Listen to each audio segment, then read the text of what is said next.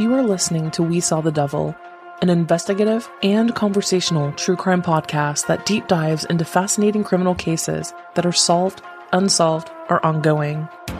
From America's Lori Vallow to Germany's Armin Meiwes, we examine and discuss the world's most shocking cases.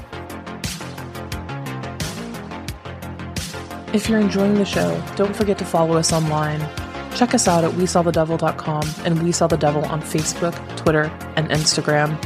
And don't forget, you can become part of the show by backing us on Patreon.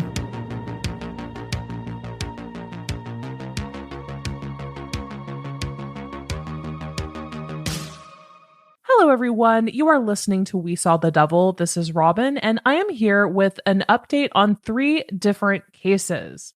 I don't know about you guys, but this past week, I could not stop checking for news updates on the Orsolya Gaal case. It's just so heinous, so tragic and sad. And honestly, I wasn't expecting it to come to a conclusion so soon. Thankful it did. Also up is Lori Vallow, a lot of movement in the Lori Vallow case this last week, as well as an update for Suzanne Morphew. Before we get into that, let's just get our quick housekeeping out of the way. You're listening to We Saw the Devil. I'm your host, Robin. And if you want to find the podcast, follow it on social media, head over to our website. It's www.wesawthedevil.com. And our handle on pretty much everything, guys, is We Saw the Devil or We Saw the Devil Podcast. We're pretty easy to find. Beyond that, if you're loving the show and you want to financially support it, become part of the team, you can do so at our Patreon, which is patreon.com/We Saw the Devil. And don't forget, for those executive producers, you are able to come on the show and do an episode with me. Pick your favorite true crime case and come on the show and do an episode with me.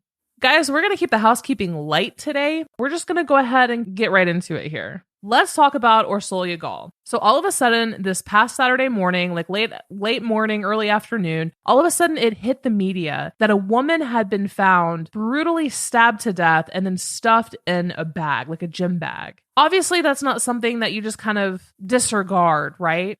So I started following it. Now, for those of you who are unaware, we're going to go through what happened chronologically, order of events, and how all of this played out. So a little after 8 a.m. this past Saturday, April 16th, Glenn Van Nostrand was walking his 2 Rhodesian Ridgebacks through his Forest Hills, Queens neighborhood. All of a sudden, his dog started violently pulling him around the corner of Metropolitan Avenue along a walking path that cuts through the park. They were beelining to a black bag that was on the side of the road. Naturally, wondering why his dogs were going so insane, he decided to open the bag.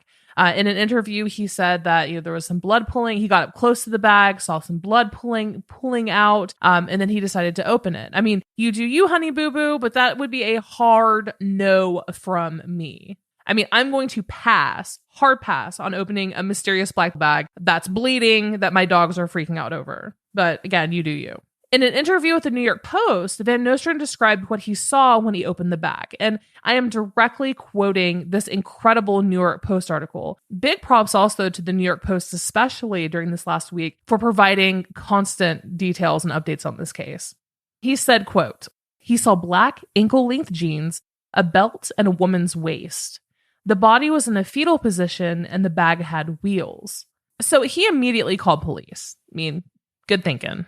And I love that in this article, his first observation was about his dogs.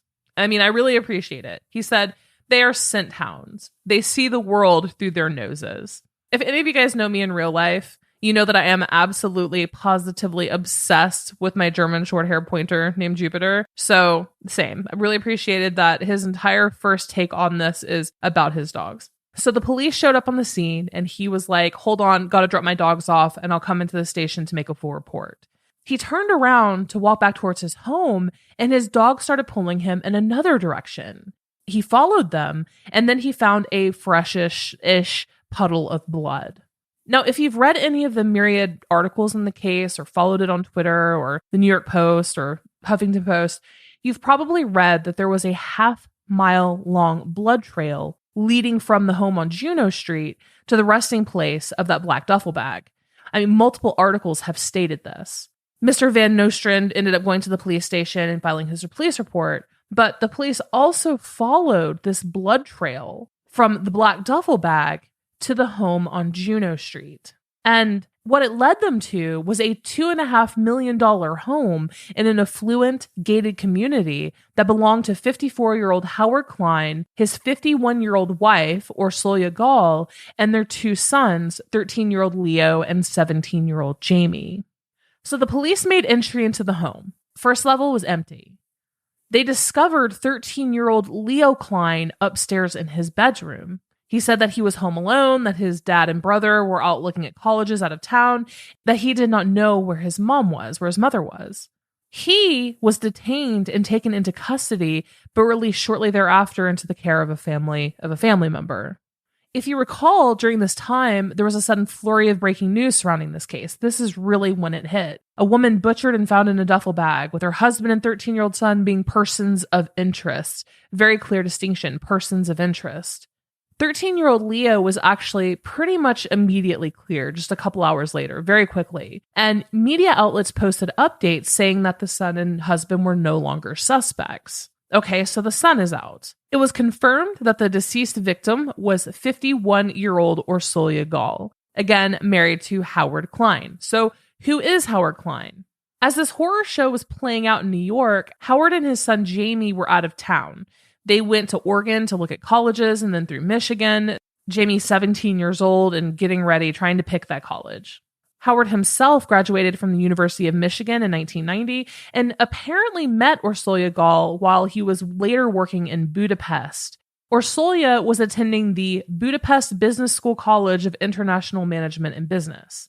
Howard apparently brought her back to the United States and married her. Now, Howard's LinkedIn says that he is the creator of RK Equity and currently works there as a partner. His company is described as a, quote, New York-based boutique capital markets consultancy firm. It's more or less a company that trades lithium, what they use to make batteries.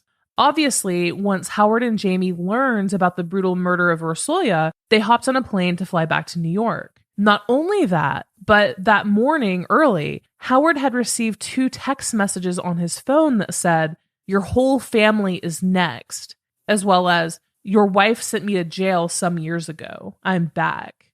And Howard made a very public statement saying that he was afraid for his family's lives, that they were in danger.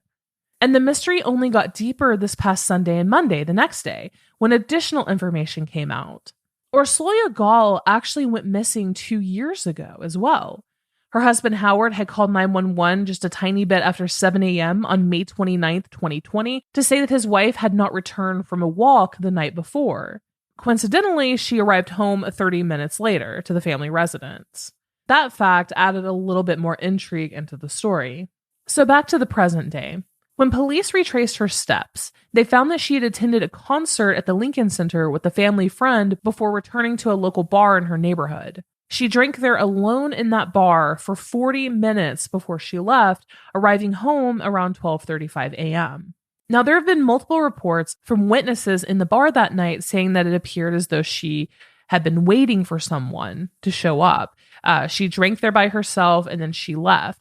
In later interviews with the bar manager, servers, and bartenders there, it was not uncommon for Orsolya Gaal to actually drink there alone.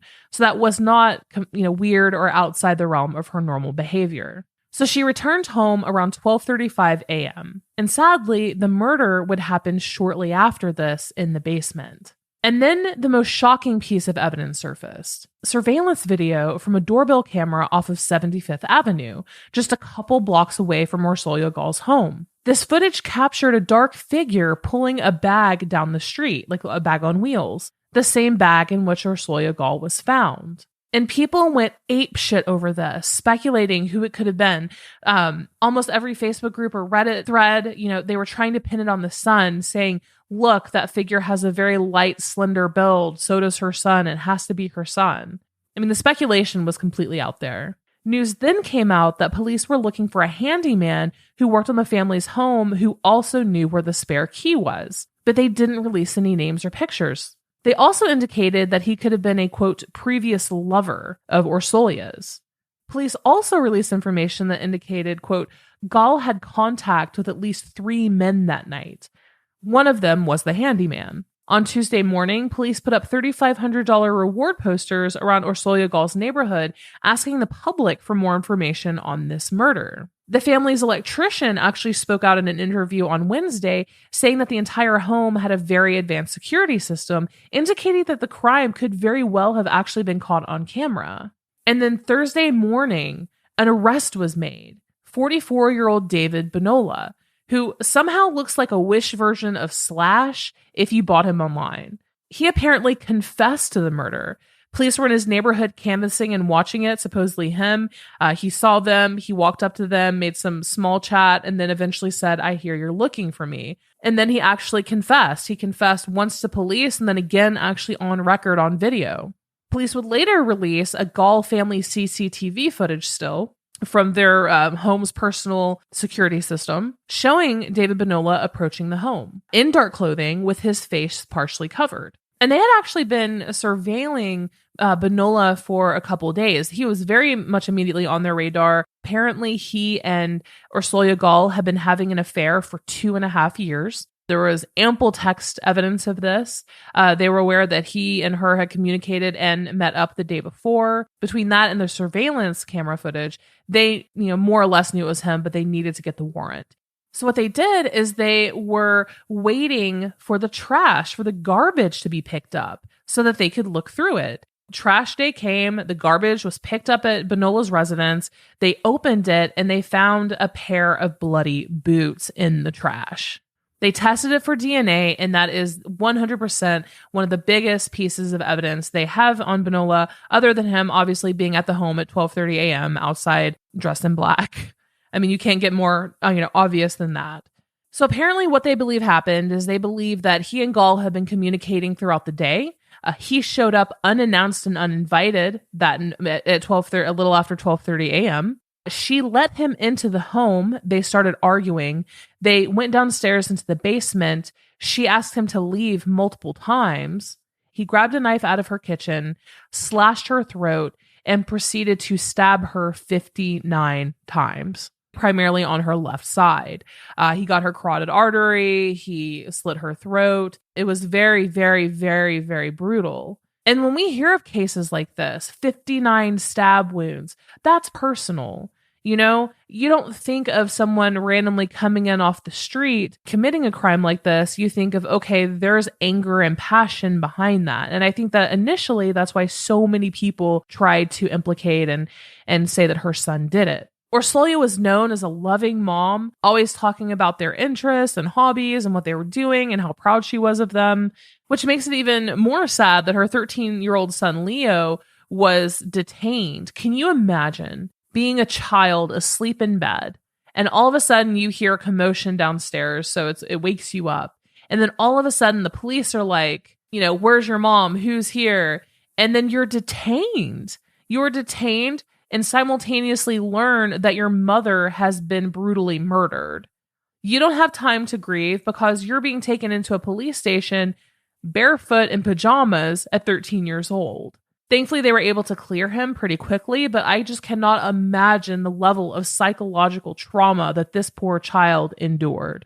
David Bonola would later say that the entire reason of why he moved Orsolya's body from the home is because he didn't want her children finding her. The half-mile-long blood trail that he left by stuffing her body into her son's hockey bag accomplished that goal for some reason, I guess.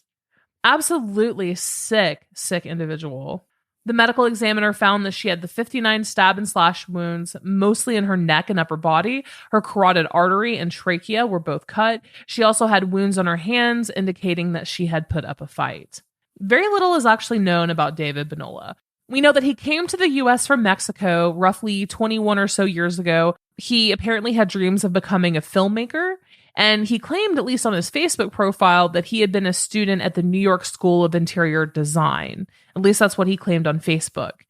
He was, in fact, a Facebook friend of Orsolya Gaal, and he would react with hearts and starry eyes and call her beautiful on many of her posts. He was downright flirtatious on his posts with Orsolya Gaal, which, okay, did not hide that whatsoever. Then it came out further that he was an absolute creep. He would go into Starbucks and he would start complimenting different female baristas about how they looked. He would even bring jewelry into the Starbucks and offer it to them if they would marry him. He did, in fact, propose to multiple baristas. He would write poems about different women there that he found attractive. And he would do the same thing to patrons who were waiting in line. The baristas at Starbucks actually had to call the police on him a number of times because of just how creepy he was. Like, did not know how to read a room. Very, very disturbing. Interestingly enough, David Bonola is also married with a child himself. He himself was not single when he was carrying on an affair with Orsolya. He had a wife and a child, just like Orsolya had a husband and 2 children as well. Apparently, he killed Orsolya. He immediately sent the text messages to her husband, threatening the rest of the family. And then about 4:30 in the morning, he was in the home for 3 hours before he decided to take her body, put it into the bag, and then carry it to the park. That happened Saturday. He was arrested on Thursday. Absolutely horrible case. My heart breaks for Howard Klein and the 2 children. That is just absolutely horrible. Alrighty, guys. So moving on, let's talk about Suzanne Morphew. It's been a very, very, very long time. I wish that I had better news here for you. This past Tuesday, the state prosecutors in the case against Barry Morphew, again, the state prosecutors, the ones who are trying to convict him of this crime, they actually filed a motion to dismiss the charges against him without prejudice. I know that my knee-jerk reaction was obviously, what the fuck? They really have nothing. They can't try this. And then I immediately started using my mental Rolodex of all the cases where people have been committed without a body being found.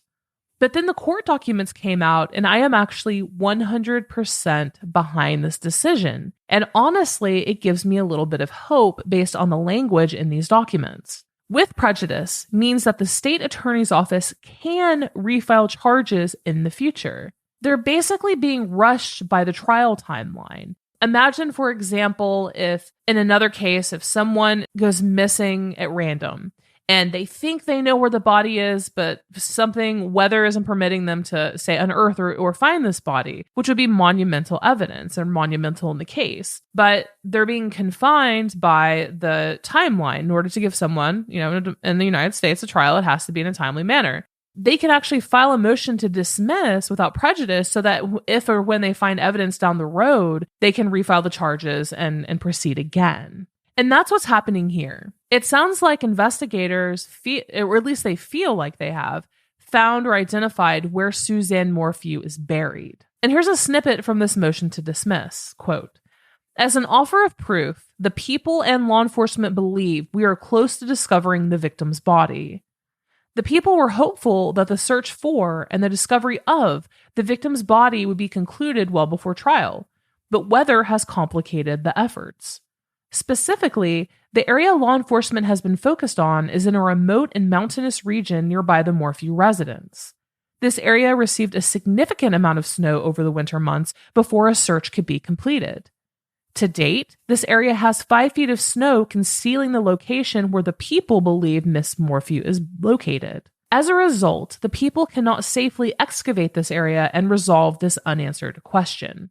That is huge. If that is all true, I mean, it blindsided us, right? Like, we didn't really know that they thought that they were pretty certain that they had possibly found Suzanne Morphew's body. And that's going to be huge if that is the case. The judge in this trial, in my opinion, has shown an immense amount of favoritism to Barry Morphew. I don't understand it in any capacity. Defense attorneys have been getting win this entire time. Granted, the prosecutors have, fumbled quite a bit in this case. There's some rulings that I just simply do not understand. I mean, if you recall just a couple weeks ago, the judge's orders pretty much gutted the prosecution's entire case because it took away almost all of their experts, 12 of them. And the prosecution didn't appeal that ruling or take it ultimately to the Supreme Court. Why? The judge stripped the prosecution's witnesses, said no, they cannot testify. The prosecution did in fact have the ability to appeal that ruling and fight that ruling, but they chose not to. I mean, why? I have absolutely no idea. Maybe they know a little bit more about the potential body or the remains that they're searching for. Let's not kid ourselves. Had Barry Morphew gone to trial, say like on the same time frame and whatnot, if he went to trial right now, it would 100% likely result in a not guilty verdict. Filing this motion was actually in the best interest of the case. It keeps it alive, at least. It gives law enforcement the ability to complete the investigation and hopefully unearth her body. I mean, she deserves justice. Her family deserves justice. And considering everything we know about the evidence and Barry Morphew and his movements and his sketchy behavior, if you don't think that Barry Morphew killed Suzanne Morphew, I have beachfront property in Nebraska to sell you. I can't fathom there being another option to that. Everything we know, just read the arrest affidavit. That's all you have to do. So now, guys, we wait, hope, and if any of you guys pray, I don't pray, that they find Suzanne's body and somehow DNA or GPS evidence points to Barry having been at that location. It was very pleasing to hear that the location is in fact nearby the Morphew residence, and they're only being hindered by snow. We're in spring, it's April, pretty soon that will not be the case. And I am hoping for the day when I hear that Suzanne Morphew's remains have been found, and then the prosecution the state can refile the charges with the updated evidence, hopefully, and we can see Barry Morphew's ass right back in jail, right back going to court. That is what I'm hoping for. So tying up the rear, guys, we're going to be talking about Lori Vallow. So on April 11th, Judge Boyce issued a written order saying that Lori Daybell is competent for trial and fit to proceed. She was then ordered to be released from a Department of Health and Welfare facility, and an arraignment date was set. And she showed up. She sure did. This last week, we had her arraignment, and I mean, Lori came out, got her hairs did, which I think that was one of the most shocking things, is seeing that she looked really, actually kind of nice for court. She was wearing a blue sweater, glasses, had her hair done, and she didn't say a word. She stayed completely silent. Jim Archibald is now her head attorney, and he spoke for her, entering pleas of not guilty. Jim Archibald also declined to waive her right to a speedy trial. So that means that her trial must take place within 6 months or by October 19th, 2022. And recently released court documents show that the jury trial for Lori Vallow will now begin on October 11th and will take place at the Ada County Courthouse in Boise. Interestingly enough, Chad Daybell is also headed to a jury trial. Don't forget, their cases have not been severed. Judge Boyce declined to sever those cases. Back in March, Judge Boyce denied the request from John Pryor to sever Chad's case from Lori's. So Chad wants to get away from Lori. And I'm just wondering, is Lori aware that Chad's like, nope, I do not want to be tried with this crazy bitch. And then his children got on national news and basically said that their father was completely sweet and normal until he met her. I wonder if Lori has been made aware of that via, Archibald or even Mark Means before he got the shit can of, hey, no, you really need to figure out your strategy here. Like, Chad is trying to separate himself with you, potentially to throw you under the bus. I'm just curious how much cross communication goes on between John Pryor and Means and now Archibald. What's probably going to happen is Chad Daybell's trial is going to be moved up. Is what I'm imagining. I do not believe that they are going to be severed. I don't know. There's a lot coming, guys. I don't know. This week was very, very, very fruitful. This week's news cycle was... But that's it for the 3 updates on these cases, guys. The brutal slaying of Orsolya Gaal, absolutely tragic. It sounds like, in terms of Suzanne Morphew, law enforcement is on the cusp of making a large discovery, hopefully.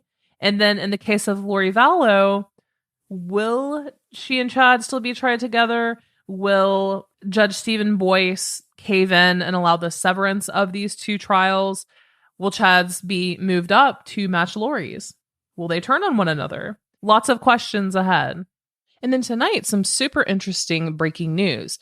Justin Lum, as well as East Idaho News, published the probate filing by Tammy Daybell's daughter, Emma Murray. And she was appointed the personal representative for Tammy's estate last year. So on this particular death certificate, because death certificates are listed and included in the probate filing, you can see that Tammy Daybell's death was listed as natural.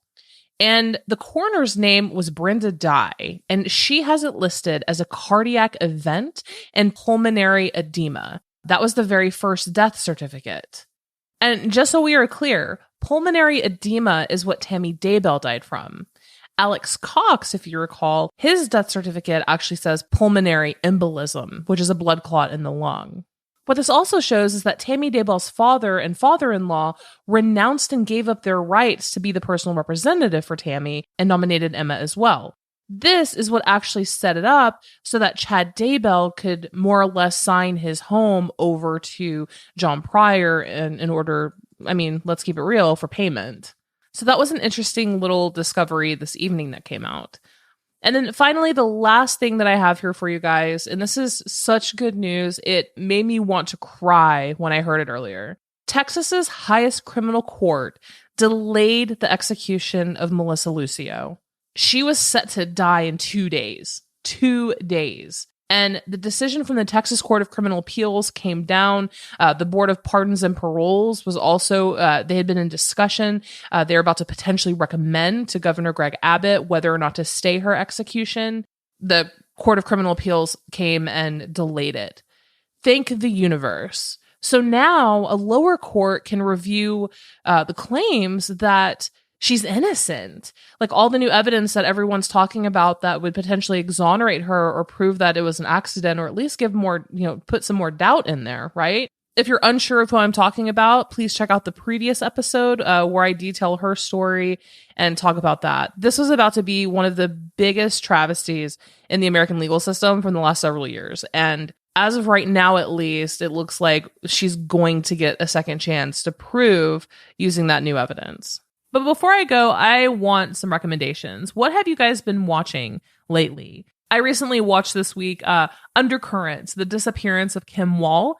It's available on HBO Max. I highly, highly suggest it. It's a 2-part documentary directed by Erin Lee Carr. If you're familiar, she did I Love You, Now Die, the case about Michelle Carter, as well as Britney versus Spears. I Love You, Now Die is one of my absolute all-time favorite documentaries. It's a 2-part documentary series as well. But The Disappearance of Kim Wall is one of the most powerful documentaries I've seen in quite a while. It's masterful, really. If you guys recall, back in 2017, it was international news. And what happened is journalist Kim Wall reached out to entrepreneur/inventor creator Peter Madsen. She wanted to write a story on him and the submarine that he had just created, and he offered her to come write in it, come check it out. They'll sail around the bay. She took him up on that offer, and he murdered her in that submarine. And it became a huge international story. And I followed it when it hit the news. I was thinking, oh, wow, this is not something that you see every day. A woman goes missing and then it fell off my radar. But this documentary is so emotionally impactful. It's politically important. And Erin Lee Carr does just such a masterful job of bringing it together, showing a tremendous amount of respect for Kim Wall as the victim in this story. We really, truly get a feeling of who she was, how much she was loved by her peers as well as her family. This is a journalist who absolutely wanted to make a difference in the world. She wanted to peel back the blocks and layers and give access to the everyday people to see things that were going on all over the world, little news stories, and give exposure to them. And then she was able to get interviews with Denmark law enforcement and members of the military and the police who found the body, did the investigation. And it's such a great documentary. Highly, highly, highly recommend. And then moving on to the only other thing that I've watched related to true crime this week is the Gacy tapes, actually the new show on Netflix. I'm not going to lie, guys. John Wayne Gacy, Ted Bundy, Jeffrey Dahmer, I almost could not care less if I tried. I know a lot of people are really interested in them and read up on them a lot, but they're just not interesting to me really that much at all. But I did decide that I would watch the Gacy tapes, and I found it very well produced. The interviews were really wonderful, and I was thoroughly engaged the entire time, thoroughly interested. So the Gacy tapes is out on Netflix, I believe new this week, but I'm not sure how much longer The Murder of Kim Wall is going to be on HBO Max. So if you haven't seen it, immediately seek that one out. But that's it for today, guys. Again, I'm Robin. This is We Saw the Devil. Next episode will be coming on Tuesday, and it is going to be an episode titled, What the Fuck is Going On in Ukraine? This has actually been a conversation that I've been having with a lot of people. Like, you may have seen the news and what's going on in Ukraine, the horrible war crimes. It's absolute true crime. I mean, it's war crimes. You can't get any much more truth than that. Change your profile picture over to Ukraine, support Ukraine, but do you know what's actually going on there? Why we are on the precipice of a potential nuclear war, World War III, which, by the way, Russia last week said that we are already in World War III. Like, this is World War III. So I know a lot of people are confused. So I'm going to give you a primer.